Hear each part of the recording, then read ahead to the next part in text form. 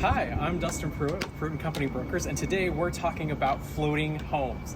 What the heck is a floating home? A floating home is different than a houseboat because it exists, if you look over here, on logs. And it doesn't have a motor, it doesn't move anywhere. So a floating home stays stationary, it's tied to a dock, it doesn't have a motor, it's not a houseboat. Today we're talking about our new listing here on Bridgeton Road in Portland, 205W9. And this is a 3-bedroom, 2-bath floating home.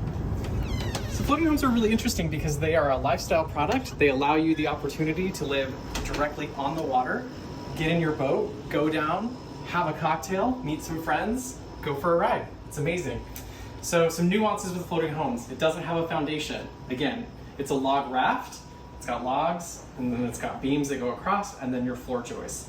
A lot of people ask, do floating homes flood when the water gets high? And the answer is no, because it floats. So it actually rises and falls with the tide, because we do get tide action here, and also the high water events that happen in the spring. Another question that people ask is, where does your poop go? That's a great question. So each house has its own honey bucket, they call it. It's a 55-gallon drum. It's underneath the house. Your effluent goes into it. It's chopped up by what's called a macerator pump, pressurized out into the dock, and eventually ends up in the city sewer. So you never have to worry about that.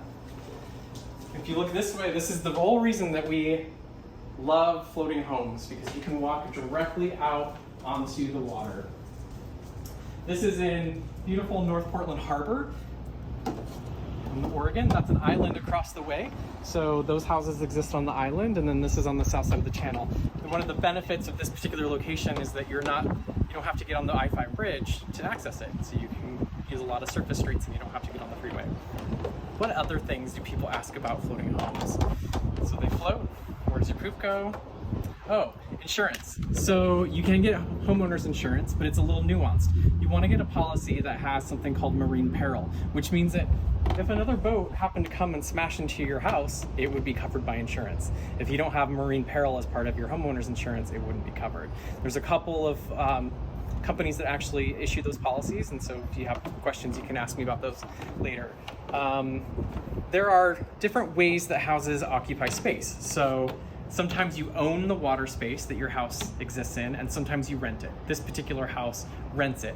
Think of it as a trailer park. You own the house, but you rent the space, which the benefit of that is that you can actually move your house. If you don't like its location, you can find a different location. And they're all over the Portland metro, spanning all the way out to St. Helens and almost out to Gresham to the east. So there's a lot of spaces you could take your house. One of the best parts in this community is that people like to have fun. Like in this house, where it has a built-in bar where you can make your friends and family cocktails to enjoy out on the water. But how do you finance this? How do you pay for it? That's a great question. So floating homes are a little different than land houses. And the biggest way is that the lending is usually for 20 years instead of 30. And so your loan is amortized over 20 years instead of 30, so your payment will be a little higher. Also, you have to have at least 20% down to qualify. And the interest rates, when we're not having these interest rate issues that we're having currently, are typically about a point higher than it would be for a land house. So about 1% higher, 20% down, 20-year loan term. So if you're interested in how floating homes are purchased, sold, financed, insured, give us a call. We have all the answers. Until then, you'll find me on the dock.